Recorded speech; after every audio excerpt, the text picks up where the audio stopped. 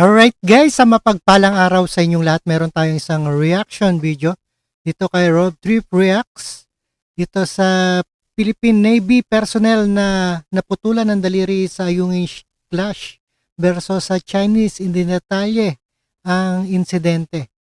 Kinuwento ng isang sa Senado ang tahuan ng Philippine Navy na naputulan ng daliri ang ginawang panugod ng Chinese Coast Guard habang nagsasagawa sila ng resupply mission sa BRP Sierra Madre.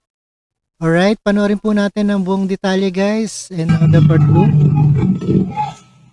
Pagkarating po nila agad wala na pong warning, diniretso na yung pagbangga po.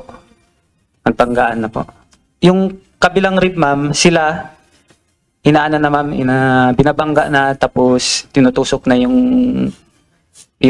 mismong tube ng yung mga nakatali, yung tali na tinali sa Sierra Madre po, pinagpuputol po nila ma'am. Pero hindi naman po pumapayag yung tropa ma'am, putulin nila, karoon na ng konting labanan doon ma'am. Pero wala tayong armas na gamit. Nang bumuelo umano ang isa sa mga bangka ng China Coast Guard o CCG para banggain ang kanilang sinasakyang bangka, dito na umano nadali ang kanyang hinlalaking daliri.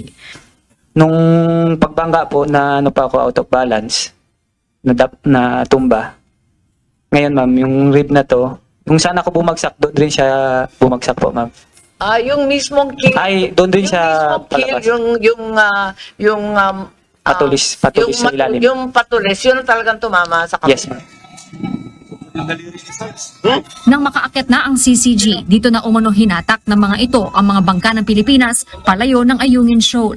Para sa nasaktang sundalo, sinadya ng CCG ang mga aksyon nito para mapurnada ang RORE mission. Ayaw na nilang resupply at RORE sa rotation sa Ayungin ma'am. Ayaw kaming pa-resupplyin, ayaw paakyatin.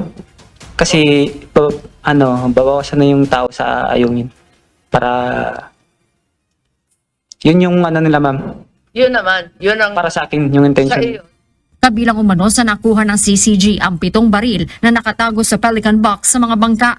Wala naman anyang sinira ang CCG sa BRP Sierra Madre, pero pinagbabato umano ng corals ang mga tropa sa barko.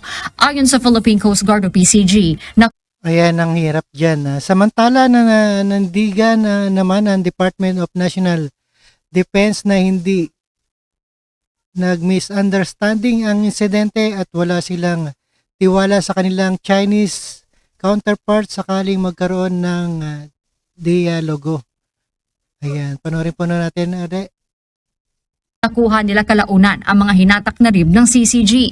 Iginiit din ito na ginawa nila ang lahat na makakaya para agad na makaresponde sa mga nasaktang sundalo sa gitna ng tensyon.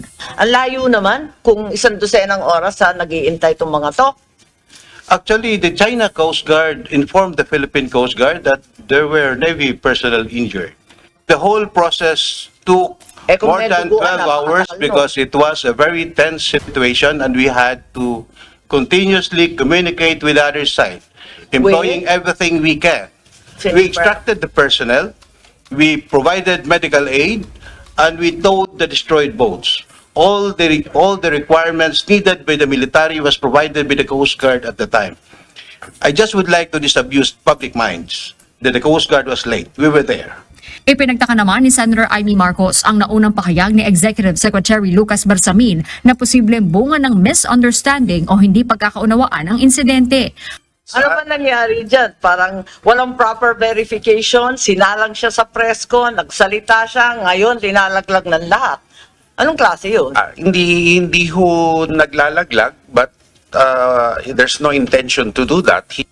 Ngunit para kay Defense Secretary Gilbert Gibot Teodoro, malinaw na sinadya at iligal ang ginawang aksyon ng China laban sa mga tropang Pilipino. A deliberate, aggressive action by China and an illegal use of force.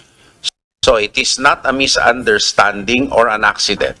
Ayon kay Foreign Affairs Secretary Enrique Manalo, magkakaroon sila ng pulong sa kanilang China counterparts bilang bahagi ng bilateral consultation mechanism for the South China Sea para pag-usapan ng issue.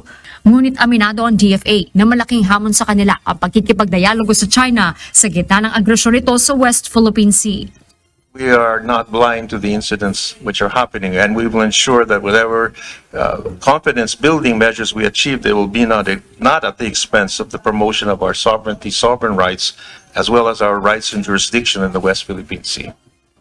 Tumanggi na ang Department of National Defense na idetalye ang RORE mission at humili ng isang executive session sa mga mambabatas para talakayin ang iba pang impormasyon, gaya na lamang ng suwestyon na gumamit na lang ng helicopter sa paghahatid ng supply sa mga sundalo sa BRP Sierra Madre. Gayunman nanindigan sa Secretary Gibot Teodoro na sa ngayon, wala siyang tiwala na makipag-usap sa kanyang counterparts sa Chinese military. They have a tendency of using the talks against us. They have not proven a level of good faith that would warrant our sensitive department to talk to them. They have not displayed a level of trust and confidence that would make myself confident enough to engage them on a fair and level playing field basis. Muli namang iginiit ng China na sakop ng kanilang teritoryo ang Ayungin Shoal at nanawagan sa Pilipinas na tigilan na ang anyay provocations. Dapat din nilang isaayos ang maritime differences sa pagitan ng dalawang bansa sa pamamagitan ng negosasyon at konsultasyon at magtulungan para sa pagtataguyod ng kapayapaan sa South China Sea. Alright guys, napakinggan po natin at napanood dito sa ating PH Navy personnel na naputulan ng daliri. At maraming salamat sa panonood at pagkikinig dito kay Rob Trip News Reacts. At maraming salamat sa inyong lahat and peace out. Thank you guys.